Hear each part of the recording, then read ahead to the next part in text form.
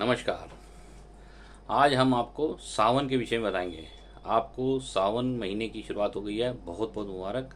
आज सावन के विषय में आपको बताने जा रहे हैं। सावन का महीना 11 जुलाई 2025 से स्टार्ट हो रहा है और ये 9 अगस्त तक चलेगा। सावन में भगवान शिव की पूजा की जाती है। शिव जो हैं इस समय जो हैं वो अपने भक्तों को वरदान देते हैं। किसी भी प्रकार की कोई भी समस्या हो तो सावन में शिव की पूजा करना बहुत ही लाभकारी होता है। इस महीने में लोग अपने सभी मनोरथ पूरे करते हैं। इसे श्रावण मास भी कहते हैं। इस महीने में माँ गौरी ने, माँ पार्वती ने शिव को पाने के लिए तपस्या की थी और उन्होंने वरदान के द्वारा, अपने तप के द्वारा शिव को प्राप्त किया। इस महीने में अगर आपको किसी भी प्रकार की कोई भी समस्या चल रही है तो शिव की पूजा करें। शिव जो है आपको हर प्रकार की समस्या का समाधान देंगे। इस महीने आपको सावन महीने में शिव की पूजा करनी चाहिए डेली। अगर आप रोज शिव को एक बेलपत्र अर्पित करते हैं, भगवान शिव के ऊपर जा करके उनके शिवलिंग पे एक बेलपत्र डेली अर्पित करते हैं और एक लोटा जल का अर्पित करते हैं तो आपकी सभी मनोकामना पूर्ण होती हैं। शिव प्रसन्न हो जाते हैं। शिव को बेलपत्र अति प्रिय हैं। कनेर के फूल आते हैं, पीले रंग के कनेर के फूल, अगर वो भी आप अर्पित करते हैं तो वो भी शंकर जी को बहुत प्रिय हैं और सावन में जो इनको अर्पित करता है शंकर जी प्रसन्न हो जाते हैं उन पे। इस तरीके से सावन के महीने में छोटे छोटे उपायों से आप शिव को प्रसन्न कर सकते हैं। अगर आप सोमवार के सोमवार, जो सावन के सोमवार हैं, इसमें भगवान शंकर के मंदिर में जाते हैं तो उनको भांग, आख, धतूरा और बेलपत्र अर्पित करते हैं तो भगवान बहुत प्रसन्न होते हैं। आपने करना क्या है, इसके साथ थोड़ा सा अपने घर से अगर आप ले जा सकते हैं तो पंचामृत लेके जाएं। पंचामृत का मतलब ये हुआ कि आप दूध, दही, घी, शहद और चीनी, चीनी मिल जाए ठीक है, नहीं तो बूरा भी डाल सकते हैं। ये 5 अमृत बना करके आप शंकर जी को शिवलिंग पे अर्पित करें। अगर आप सावन के महीने में शिवलिंग पे पंचामृत अर्पित करते हैं तो आपकी सभी मनोकामना पूर्ण होती है। धन धान्य की प्राप्त होती है, आरोग्य प्राप्त होता है, किसी भी प्रकार का आपको दुख, तकलीफ, कष्ट, परेशानी है तो वो दूर होता है। शिव के आगे हाथ जोड़ें और उनसे कहें कि हमारी ये सारी प्रॉब्लम दूर करें। शिव आपकी बात जरूर सुनेंगे। इस महीने शिव अपने भक्तों के लिए अपने भंडार खोल देते हैं। इस महीने कावड़ चलती है। कावड़ वाले जो होते हैं भक्त, वो जा कर के गंगा जी से गंगा जल लेके आते हैं और शिव के ऊपर अर्पित करते हैं। इस बार 23 तारीख को, 23 जुलाई को जो है शिवरात्रि है। शिवरात्रि पे ही कावड़ जो है वो शिवलिंग पे अर्पित की जाएगी। कावड़ जो भक्त होते हैं वो बड़ी मेहनत से, बड़ी दूर से इसको भर के लाते हैं और शिव पे अर्पित करते हैं। शिव उनको वरदान देते हैं, उनकी सभी मनोकामना पूर्ण होती हैं।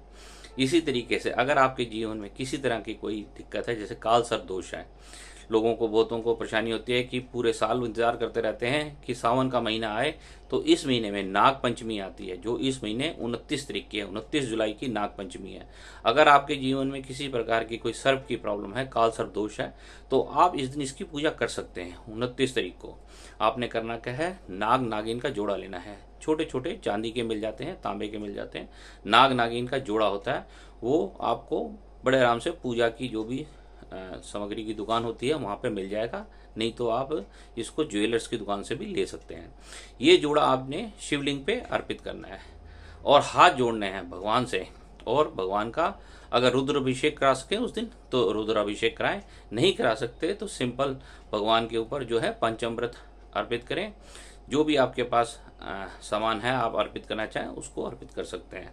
एक लोटा जल का अर्पित करें, एक दिया भगवान के आगे जलाएं और उनसे प्रार्थना करें कि हमारा काल सर्प दोष का नाश हो और हमें आगे ज़िंदगी में तरक्की मिले। इस तरीके से साल में एक दिन नाग पंचमी जो सावन की आती है उस दिन आप काल सर्प दोष की पूजा भी कर सकते हैं। इस तरीके से आप सावन के महीने में अपने सभी दुख, दर्द, कष्ट, परेशानियों को दूर कर सकते हैं। भगवान शंकर इतने ही समर्थ हैं कि ये आदमी की आई हुई मृत्यु को भी टाल देते हैं।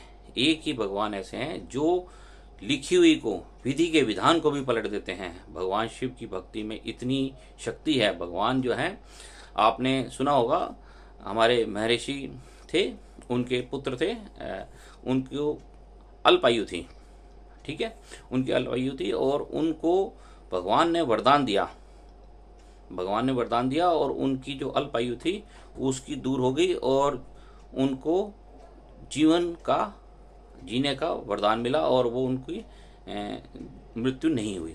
इस तरीके से भगवान मृत्यु को भी दूर कर देते हैं। महामृत्युंजय मंत्र जो है वो शिव का है, शिव का महामृत्युंजय मंत्र का जाप करना चाहिए। इससे क्या होता है कि किसी भी प्रकार की अकाल मृत्यु हो, कोई बहुत बड़ी घटना होने वाली हो, किसी तरह का आपके ऊपर कोई दोष लगना हो तो वो टल जाता है।